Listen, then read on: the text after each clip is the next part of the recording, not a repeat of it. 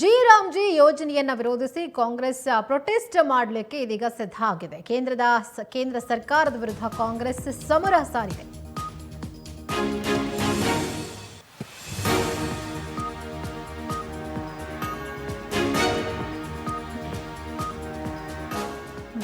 G ಯೋಜನೆಯನ್ನ ವಿರೋಧಿಸಿ ಕೆಲವೇ ಕ್ಷಣಗಳಲ್ಲಿ ಕಾಂಗ್ರೆಸ್ನಿಂದ ಪ್ರೊಟೆಸ್ಟ್ ನಡೆಯಲಿದೆ. ಕೇಂದ್ರ ಸರ್ಕಾರದ ವಿರುದ್ಧ ಕಾಂಗ್ರೆಸ್ ಸಮರ ಸಾರಿದೆ.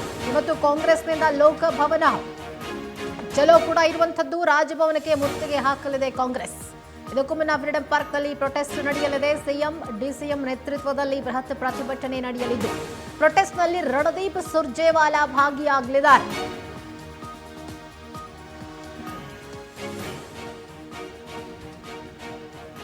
ಕೇಂದ್ರ ಸರ್ಕಾರದ ಜಿ ಯೋಜನೆಯನ್ನ ವಿರೋಧಿಸಿ ಇವತ್ತು ಕಾಂಗ್ರೆಸ್ ಪ್ರೊಟೆಸ್ಟ್ ಮಾಡಲಿಕ್ಕೆ ರೆಡಿಯಾಗಿದೆ. ಕೇಂದ್ರ ಸರ್ಕಾರದ ವಿರುದ್ಧ ಸಮರ ಸಾರಿರುವುದು ಕಾಂಗ್ರೆಸ್.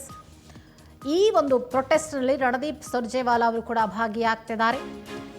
ಸಿಎಂ ಡಿಸಿಎಂ ನೇತೃತ್ವದಲ್ಲಿ ಬೃಹತ್ತಾದ ಪ್ರತಿಭಟನೆಯನ್ನು ನಡೆಸಲಾಗ್ತಾ ಇದೆ. ಇದಕ್ಕೂ ಮುನ್ನ ಫ್ರೀಡಂ ಪಾರ್ಕ್ನಲ್ಲಿ ಪ್ರೊಟೆಸ್ಟ್ ಆದ ಬಳಿಕ ರಾಜಭವನಕ್ಕೆ ಮುತ್ತಿಗೆ ಹಾಕಲಿದೆ ಕಾಂಗ್ರೆಸ್ನಿಂದ ಲೋಕಭವನ ಚಲೋ ಕೂಡ ನಡೀತಾ ಇದೆ.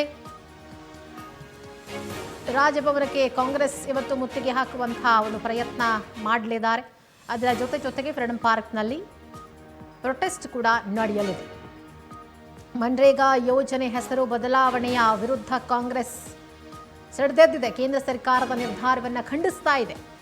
ಯಾಕೆ ಹೆಸರನ್ನು ಬದಲಾವಣೆ ಮಾಡಿದ್ರಿ ಅಂಥೇಳಿ ಮಹಾತ್ಮ ಗಾಂಧೀಜಿಯವರ ಹೆಸರನ್ನ ಕೇಂದ್ರ ಸರ್ಕಾರ ಕೈಬಿಟ್ಟು ಜಿ ಅನ್ನುವಂಥ ಹೆಸರನ್ನ ಇಟ್ಟಿರುವುದು ಈಗ ಕಾಂಗ್ರೆಸ್ ಸರ್ಕಾರದ ಕೆಂಗಣ್ಣಿಗೆ ಕೇಂದ್ರ ಸರ್ಕಾರ ಗುರಿಯಾಗಿದೆ.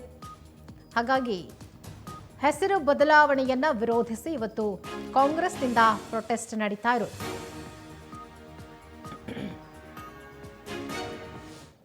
ಈ ಬಗ್ಗೆ ಮತ್ತಷ್ಟು ಡೀಟೇಲ್ಸ್ ಕೊಡ್ತಾರೆ ನಮ್ಮ ರಿಪೋರ್ಟರ್ ಜೋಯಲ್ ದೂರವಾಣಿ ಸಂಪರ್ಕದಲ್ಲಿದ್ದಾರೆ. ಜೋಯಲ್, ಕೇಂದ್ರ ಸರ್ಕಾರದ ವಿರುದ್ಧ ರಾಜ್ಯ ಸರ್ಕಾರ ಸಾರಿರುವಂತಹ ಸಮರ ಇದೆಲ್ಲ ಬಹಳ ದೊಡ್ಡ ಮಟ್ಟದ ಸಮರ. ಯಾಕಂದ್ರೆ ಮನ್ರೇಗಾ ಯೋಜನೆಯ ಒಂದು ಹೆಸರನ್ನ ಬದಲಾವಣೆ ಮಾಡಿರೋದು ಜಿ ಅಂತ ಹೇಳಿ. ಸೊ ಈಗ ಕೇಂದ್ರ ಸರ್ಕಾರದ ವಿರುದ್ಧ ಕಾಂಗ್ರೆಸ್ನ ಪ್ರತಿಭಟನೆ ಯಾವ ರೀತಿಯಾಗಿರುತ್ತೆ, ಇವತ್ತಿನ ಪ್ರತಿಭಟನೆಯಲ್ಲಿ ಯಾರ್ಯಾರೆಲ್ಲ ಭಾಗಿಯಾಗ್ತಿದ್ದಾರೆ, ಪ್ರತಿಭಟನೆಯ ರೂಪುರೇಷೆಗಳೇನು ಅಂತ?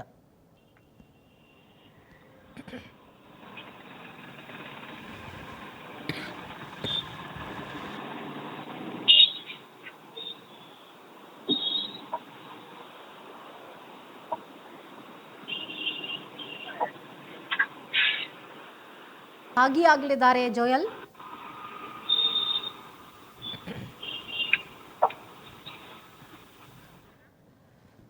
ಸಂಪರ್ಕ ಸಾಧ್ಯ ಆಗ್ತಾ ಇಲ್ಲ. ಇವತ್ತು ಕಾಂಗ್ರೆಸ್ನಿಂದ ಲೋಕಭವನ ಚಲೋ ಇರುವಂಥದ್ದು. ರಾಜಭವನಕ್ಕೆ ಮುತ್ತಿಗೆ ಹಾಕುವಂತಹ ಪ್ರಯತ್ನ ಮಾಡಲಿದೆ ಇವತ್ತು ಕಾಂಗ್ರೆಸ್ ಪಕ್ಷದ ನಾಯಕರು.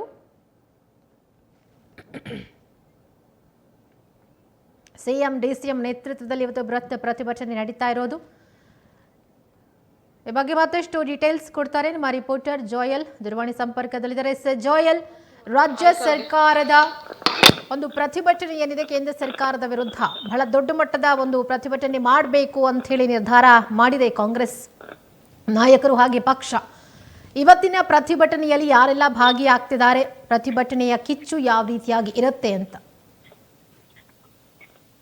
ಸುಧಾ, ಇವತ್ತು ಬೆಂಗಳೂರಿನಲ್ಲಿ ರಾಜಕೀಯವಾಗಿ ಎರಡು ದೊಡ್ಡ ಪ್ರತಿಭಟನೆಗಳು ನಡೀತಾ ಇದಾವೆ. ಒಂದು ಕಡೆ ಕಾಂಗ್ರೆಸ್ ಪಕ್ಷ ಫ್ರೀಡಂ ಪಾರ್ಕ್ ನಲ್ಲಿ ಪ್ರತಿಭಟನೆಯನ್ನ ನಡೆಸ್ತಾ ಇದ್ರೆ, ಇನ್ನೊಂದು ಕಡೆ ಬಿಜೆಪಿ ವಿಧಾನಸೌಧದ ಗಾಂಧಿ ಪ್ರತಿಮೆ ಎದುರುಗಡೆ ಪ್ರತಿಭಟನೆಯನ್ನ ನಡೆಸೋಕೆ ಮುಂದಾಗಿರುವಂತದ್ದು. ಎರಡು ಪಕ್ಷಗಳು ಕೂಡ ಒಂದೇ ದಿನ ಈ ರೀತಿಯಾದಂತ ಒಂದು ಪ್ರತಿಭಟನೆ ನಡೆಸ್ತಾ ಇರುವಂತದ್ದು. ಒಂದ್ ಕಡೆ ಕಾಂಗ್ರೆಸ್ 11 ಗಂಟೆಗೆ ಪ್ರತಿಭಟನೆಯನ್ನ ಫ್ರೀಡಂ ಪಾರ್ಕ್ ನಲ್ಲಿ ಹಮ್ಮಿಕೊಂಡಿತ್ತು. ಇದಕ್ಕೆ ಕೌಂಟರ್ ಆಗಿ ಬಿಜೆಪಿ 10ವರೆಗೆ ಏನು ಗಾಂಧಿ ಪ್ರತಿಮೆ ಎದುರುಗಡೆ, ವಿಧಾನಸೌಧದ ಗಾಂಧಿ ಪ್ರತಿಮೆ ಎದುರುಗಡೆ ಪ್ರತಿಭಟನೆ ನಡೆಸೋಕೆ ಮುಂದಾಗಿದೆ ಅಂತಾನೆ ಹೇಳ್ಬೋದು. ಈ ಒಂದು ಪ್ರತಿಭಟನೆಯ ಕಾವು ಈಗಾಗಲೇ ಏರಿತು. ಮನರೇಗಾ ಹೆಸರು ಬದಲಿಸಿದ ಕೇಂದ್ರ ಬಿಜೆಪಿ ಸರ್ಕಾರದ ವಿರುದ್ಧ ಕಾಂಗ್ರೆಸ್ ನಾಯಕರು ಪ್ರತಿಭಟನೆ ನಡೆಸೋಕೆ ಮುಂದಾಗಿರುವಂತದ್ದು. ಫ್ರೀಡಂ ಪಾರ್ಕ್ ನಲ್ಲಿ ನಡೆಯಲಿರುವಂತಹ ಕಾಂಗ್ರೆಸ್ನ ಬೃಹತ್ ಪ್ರತಿಭಟನೆಯಲ್ಲಿ ಈಗಾಗಲೇ ರಾಜ್ಯ ಕಾಂಗ್ರೆಸ್ ಉಸ್ತುವಾರಿ ಸುರ್ಜೇವಾಲಾ ಅವರು ಭಾಗವಹಿಸಲಿದ್ದಾರೆ. ಅವರು ಈಗಾಗಲೇ ಬೆಂಗಳೂರಿಗೆ ಆಗಮಿಸಿರುವಂತದ್ದು.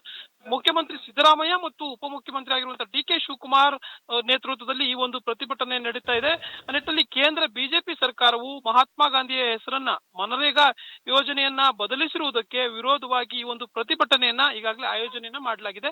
ಮಹಾತ್ಮ ಗಾಂಧಿ ಹೆಸರನ್ನ ಮತ್ತೆ ಜಾರಿಗೆ ತರಬೇಕು ಅನ್ನುವಂತ ಮುಖ್ಯವಾದಂತ ಬೇಡಿಕೆಯನ್ನ ಇಲ್ಲಿ ಕಾಂಗ್ರೆಸ್ ಪಕ್ಷ ಮಾಡ್ತಾ ಇದೆ.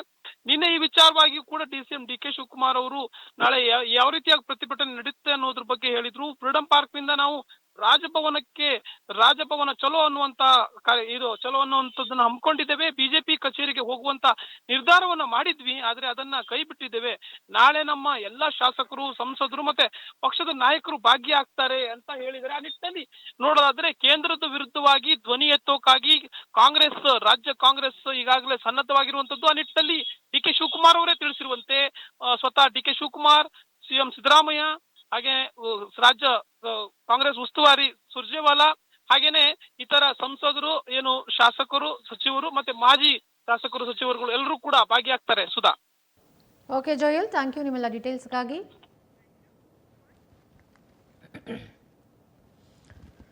ಕಾಂಗ್ರೆಸ್ ಲೋಕಭವನ ಚಲೋಗೆ ಬಿಜೆಪಿ ಇವತ್ತು ಆಕ್ಷೇಪ ವ್ಯಕ್ತಪಡಿಸಲಿದೆ. ಶಾಸಕ ಸುರೇಶ್ ಕುಮಾರ್ರಿಂದ ಸಾಲು ಸಾಲು ಪ್ರಶ್ನೆಗಳನ್ನು ಹಾಕಲಾಗಿದೆ.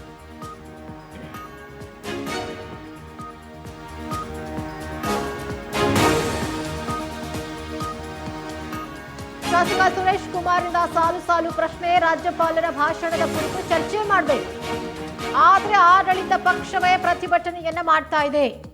ಅಧಿವೇಶನದ ಸಮಯದಲ್ಲಿ ಪ್ರತಿಭಟನೆ ಮಾಡೋದು ಸರಿನಾ? ಸರ್ಕಾರವೇ ಕಾನೂನು ಉಲ್ಲಂಘಿಸುವುದು ಎಷ್ಟು ಸರಿ? ಸರ್ಕಾರಕ್ಕೆ ಬಿಜೆಪಿ ಶಾಸಕ ಸುರೇಶ್ ಕುಮಾರ್ ಪ್ರಶ್ನೆ ಮಾಡಿದ್ದಾರೆ. ಕಾಂಗ್ರೆಸ್ ಲೋಕಭವನ ಚಲೋಗೆ ಬಿಜೆಪಿ ಆಕ್ಷೇಪವನ್ನ ವ್ಯಕ್ತಪಡಿಸ್ತಾ ಇದ್ದು, ಶಾಸಕ ಸುರೇಶ್ ಕುಮಾರ್ ಇಂದ ಸಾಲು ಸಾಲು ಪ್ರಶ್ನೆಗಳನ್ನ ಕೇಳಲಾಗಿದೆ. ರಾಜ್ಯಪಾಲರ ಭಾಷಣದ ಕುರಿತು ಚರ್ಚೆ ಮಾಡಬೇಕು, ಆದರೆ ಆಡಳಿತ ಪಕ್ಷವೇ ಪ್ರತಿಭಟನೆಯನ್ನ ಮಾಡ್ತಾ ಇದೆ. ಅಧಿವೇಶನದ ಸಮಯದಲ್ಲಿ ಪ್ರತಿಭಟನೆ ಸರಿನಾ? ಸರ್ಕಾರವೇ ಕಾನೂನು ಉಲ್ಲಂಘಿಸುವುದು ಎಷ್ಟು ಸರಿ? ಸರ್ಕಾರಕ್ಕೆ ಬಿಜೆಪಿ ಶಾಸಕ ಸುರೇಶ್ ಕುಮಾರ್ ಪ್ರಶ್ನೆ ಮಾಡಿದ್ದಾರೆ.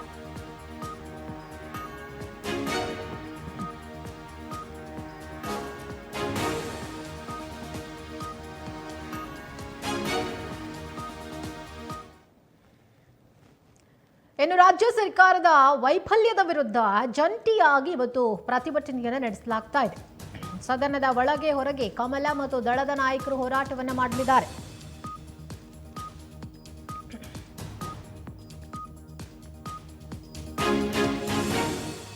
ರಾಜ್ಯ ಸರ್ಕಾರದ ವೈಫಲ್ಯದ ವಿರುದ್ಧ ಜಂಟಿ ಪ್ರೊಟೆಸ್ಟ್ ನಡೀತಾ ಇರೋದು. ಸದನದ ಒಳಗೆ ಹೊರಗೆ ಕಮಲ ಮತ್ತು ದಳ ನಾಯಕರ ಹೋರಾಟ. ವಿಧಾನಸೌಧದ ಗಾಂಧಿ ಪ್ರತಿಮೆಯ ಎದುರು ನಾಯಕರ ಒಂದು ಪ್ರೊಟೆಸ್ಟ್ ನಡೆಯಲಿದೆ. ರಾಜ್ಯಪಾಲರಿಗೆ ಅವಮಾನ ಮಾಡಿರೋದು, ಹದಗೆಟ್ಟ ಕಾನೂನು ಸುವ್ಯವಸ್ಥೆ, ಅಬಕಾರಿ ಸಚಿವರ ರಾಜೀನಾಮೆಗೆ ಬಿಜೆಪಿ ಮತ್ತು ಜೆಡಿಎಸ್ ಪಟ್ಟು. ಬಿಜೆಪಿ ರಾಜ್ಯಾಧ್ಯಕ್ಷ ವಿಜಯೇಂದ್ರ, ಪ್ರತಿಪಕ್ಷ ನಾಯಕ ಅಶೋಕ್, ಜೆಡಿಎಸ್ನ ಶಾಸಕರು, ವಿಧಾನ ಪರಿಷತ್ನ ಸದಸ್ಯರು ಇವತ್ತಿನ ಪ್ರತಿಭಟನೆಯಲ್ಲಿ ಭಾಗಿಯಾಗಲಿದ್ದಾರೆ. ಸದನದ ಹೊರಗೆ ಒಳಗೆ ಹೋರಾಟಕ್ಕೆ ಮೈತ್ರಿ ನಾಯಕರು ಪ್ಲಾನ್ ಮಾಡಿದ್ದಾರೆ. ಸದನದ ಒಳಗೆ ಮತ್ತು ಹೊರಗೂ ಹೋರಾಟಕ್ಕೆ ಕಮಲದಳ ಪ್ಲಾನ್.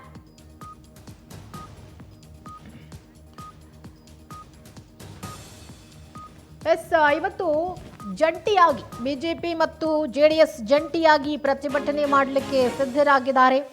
ರಾಜ್ಯ ಸರ್ಕಾರದ ವೈಫಲ್ಯದ ವಿರುದ್ಧ ನಡೀತಾ ಇರುವಂತಹ ಪ್ರೊಟೆಸ್ಟ್ ಇದು. ಸದನದ ಒಳಗೆ ಮತ್ತೆ ಹೊರಗೆ ಎರಡೂ ಕಡೆ ಕಾಂಗ್ರೆಸ್ ಮತ್ತೆ ಜೆಡಿಎಸ್ ನಾಯಕರು ಹೋರಾಟ ಮಾಡಲಿಕ್ಕೆ ಸಿದ್ಧರಾಗಿದ್ದಾರೆ. ಒಂದು, ರಾಜ್ಯಪಾಲರಿಗೆ ಅವಮಾನ ಮಾಡಿರೋ ವಿಚಾರ, ಕಾನೂನು ಸುವ್ಯವಸ್ಥೆ ಹದಗೆಟ್ಟಿರೋದು, ಜೊತೆಗೆ ಅಬಕಾರಿ ಇಲಾಖೆಯಲ್ಲಿ ನಡೆದಿರುವಂತಹ ಭ್ರಷ್ಟಾಚಾರ, ಆ ವಿಚಾರಕ್ಕೆ ಸಂಬಂಧಪಟ್ಟಂತೆ ಅಬಕಾರಿ ಸಚಿವರ ರಾಜೀನಾಮೆ ಕೊಡಬೇಕು. ಎಲ್ಲ ವಿಚಾರಗಳನ್ನು ಇಟ್ಕೊಂಡು ಬಿಜೆಪಿ ಜೆಡಿಎಸ್ ಪಟ್ಟು ಹಿಡಿದಿರೋದು. ಬಿಜೆಪಿ ರಾಜ್ಯಾಧ್ಯಕ್ಷ BY ವಿಜಯೇಂದ್ರ, ಪ್ರತಿಪಕ್ಷದ ನಾಯಕ ಅಶೋಕ್, ಬಿಜೆಪಿ ಹಾಗೆ ಜೆಡಿಎಸ್ ಶಾಸಕರು, ವಿಧಾನ ಪರಿಷತ್ ಸದಸ್ಯರು ಎಲ್ಲರೂ ಕೂಡ ಇವತ್ತಿನ ಈ ಒಂದು ಜಂಟಿ ಹೋರಾಟದಲ್ಲಿ ಭಾಗಿಯಾಗ್ತಿದ್ದಾರೆ. ಒಂದು ಕಡೆ ಕಾಂಗ್ರೆಸ್ನಿಂದಲೇ ಪ್ರೊಟೆಸ್ಟ್ ನಡೀತಾ ಇರೋದು, ಆಡಳಿತ ಪಕ್ಷದಿಂದ ಒಂದು ಕಡೆ ಪ್ರತಿಭಟನೆ ಆದರೆ ಮತ್ತೊಂದು ಕಡೆ ಬಿಜೆಪಿ ಜೆಡಿಎಸ್ ಜಂಟಿಯಾಗಿ ಪ್ರೊಟೆಸ್ಟ್ ಅನ್ನ ಮಾಡ್ತಾ ಇರೋದು. ಇವರು ಅವರ ವಿರುದ್ಧ ಪ್ರೊಟೆಸ್ಟ್, ಅವರು ಇವರ ವಿರುದ್ಧ ಪ್ರೊಟೆಸ್ಟ್ ಮಾಡ್ತಾ ಇರೋದು. ಈ ಬಗ್ಗೆ ಮತ್ತಷ್ಟು ಡೀಟೇಲ್ಸ್ ಕೊಡ್ತಾರೆ ನಮ್ಮ ರಿಪೋರ್ಟರ್ ರೇಣುಕಾ, ದೂರವಾಣಿ ಸಂಪರ್ಕದಲ್ಲಿದ್ದಾರೆ. ಎಸ್ ರೇಣುಕಾ, ಇವತ್ತು ರಾಜ್ಯದಲ್ಲಿ ಎರಡೂ ಕಡೆ ಹೋರಾಟ ಆಗ್ತಾ ಇದೆ. ಒಂದು ಕಡೆ ಆಡಳಿತ ಪಕ್ಷದ ಹೋರಾಟ, ಮತ್ತೊಂದು ಕಡೆ ವಿಪಕ್ಷದವರ ಹೋರಾಟ. ಸೊ ಈ ಎರಡೂ ಹೋರಾಟಗಳು ಯಾವ ರೀತಿಯಾಗಿ ಇಂಪ್ಯಾಕ್ಟ್ ಆಗುತ್ತೆ ಅಂತ, ಒಂದು ಕೇಂದ್ರ ಸರ್ಕಾರದ ವಿರುದ್ಧ ರಾಜ್ಯ ಸರ್ಕಾರದ ಪ್ರೊಟೆಸ್ಟ್ ಆದರೆ ರಾಜ್ಯ ಸರ್ಕಾರದ ನಡೆಯ ವಿರುದ್ಧ ವಿಪಕ್ಷಗಳು ಹೋರಾಟವನ್ನ ಮಾಡ್ತಿದ್ದಾರೆ. ಸೊ ಡೀಟೇಲ್ಸ್ ಕೊಡೋದಾದ್ರೆ, ಸೊ ಯಾವ ರೀತಿಯಾಗಿ ಇರುತ್ತೆ ಇವತ್ತು ಪ್ರತಿಭಟನೆ ಅಂತ? ಸಂಪರ್ಕ ಸಾಧ್ಯ ಆಗ್ತಾ ಇಲ್ಲ. ಇವತ್ತು ಆಡಳಿತ ಪಕ್ಷದ ಕಡೆಯಿಂದಲೂ ಕೂಡ ಪ್ರೊಟೆಸ್ಟ್ ನಡೀತಾ ಇದೆ. ಮತ್ತೊಂದು ಕಡೆ ವಿಪಕ್ಷದವರು ಅಂದರೆ ಬಿಜೆಪಿ ಮತ್ತು ಜೆಡಿಎಸ್ ನಾಯಕರು ಕೂಡ ಜಂಟಿಯಾಗಿ ಇವತ್ತು ಪ್ರೊಟೆಸ್ಟ್ ಅನ್ನು ಮಾಡ್ತಿದ್ದಾರೆ. ರಾಜಭವನಕ್ಕೆ ಮುತ್ತಿಗೆ ಹಾಕೋ ಪ್ರಯತ್ನ ಕಾಂಗ್ರೆಸ್ನದಾದ್ರೆ ರಾಜ್ಯಪಾಲರಿಗೆ ಅವಮಾನ ಮಾಡಿದ್ದಕ್ಕಾಗಿ ಬಿಜೆಪಿ ಮತ್ತು ಜೆಡಿಎಸ್ನವರು ಇವತ್ತು ಪ್ರತಿಭಟನೆಯನ್ನು ನಡೆಸಲಿಕ್ಕೆ ಸಿದ್ಧರಾಗಿದ್ದಾರೆ. ಇವತ್ತು ರಾಜ್ಯದಲ್ಲಿ ವಿಪಕ್ಷ ಮತ್ತು ಆಡಳಿತ ಪಕ್ಷ ಎರಡು ಕಡೆಯವರು ಪ್ರತಿಭಟನೆ ಮಾಡುತ್ತಾ ಇರೋದು ಬಹುಶಃ ಇದು ಮೊದಲು ಅಂಥೇಳಿ ಅನಿಸುತ್ತೆ. ಯಾಕಂದರೆ ಇಬ್ಬರು ಕೂಡ ಪ್ರತಿಭಟನೆಯ ಹಾದಿ ಹಿಡಿದಿರೋದು ನಿಜಕ್ಕೂ ಇದು ರಾಜ್ಯದ ದುರಂತ ಅಂತ ಹೇಳ್ಬೋದು. ಸದನದ ಒಳಗೆ ಮತ್ತು ಹೊರಗೆ ಕಮಲ ದಳ ನಾಯಕರು ಹೋರಾಟ ಮಾಡಲಿಕ್ಕೆ ಸಜ್ಜಾಗಿದ್ದಾರೆ. ಈ ಬಗ್ಗೆ ಮತ್ತಷ್ಟು ಡೀಟೇಲ್ಸ್ ಕೊಡ್ತಾರೆ ನಮ್ಮ ರಿಪೋರ್ಟರ್ ರೇಣುಕಾ, ದೂರವಾಣಿ ಸಂಪರ್ಕದಲ್ಲಿದ್ದಾರೆ. ಎಸ್ ರೇಣುಕಾ, ಬಹಳಷ್ಟು ಸಂದರ್ಭಗಳಲ್ಲಿ ಯಾವುದೇ ಪಕ್ಷ ಅಧಿಕಾರಕ್ಕೆ ಬಂದಾಗ ಒಂದು ವಿಪಕ್ಷದವರು ಪ್ರೊಟೆಸ್ಟ್ ಮಾಡ್ತಾ ಇದ್ರು, ಆಡಳಿತ ಪಕ್ಷದವರು ಅದನ್ನು ಕಂಟ್ರೋಲಿಗೆ ತಗೊಳ್ಳೋ ಪ್ರಯತ್ನ ಮಾಡ್ತಾ ಇದ್ರು. ಬಟ್ ಇವತ್ತು ಫಾರ್ ಫಸ್ಟ್ ಟೈಮ್ ಆಡಳಿತ ಪಕ್ಷವೂ ಪ್ರತಿಭಟನೆ ಮಾಡ್ತಾ ಇದೆ, ಮತ್ತೊಂದು ಕಡೆ ವಿಪಕ್ಷದವರು ಪ್ರೊಟೆಸ್ಟ್ ಮಾಡ್ತಿದ್ದಾರೆ. ಬಹುಶಃ ಇದೇ ಮೊದಲಿರ್ಬೋದಾ ಎರಡೂ ಕಡೆ ಪ್ರೊಟೆಸ್ಟ್ ನಡೀತಾ ಇರೋದು?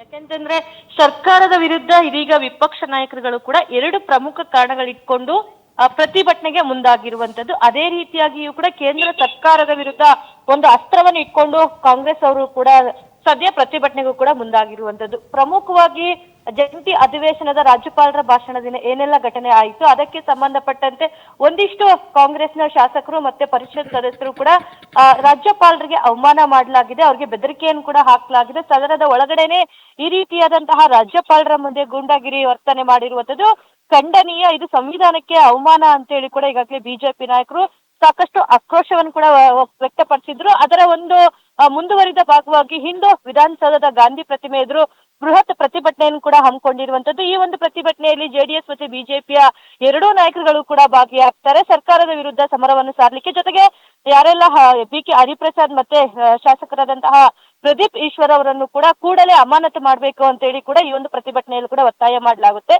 ಎರಡನೇ ವಿಷಯ ಬಂದ್ಬಿಟ್ಟು ಏನು ವಿ.ಬಿ. ರಾಮ್ಜಿ ವಿಚಾರಕ್ಕೆ ಸಂಬಂಧಪಟ್ಟಂತೆ ಏನೆಲ್ಲ ಕಾಂಗ್ರೆಸ್ ಅವರು ಆರೋಪ ಮಾಡ್ತಾ ಇದ್ದಾರೆ ಅದೆಲ್ಲವೂ ಕೂಡ ಸುಳ್ಳು.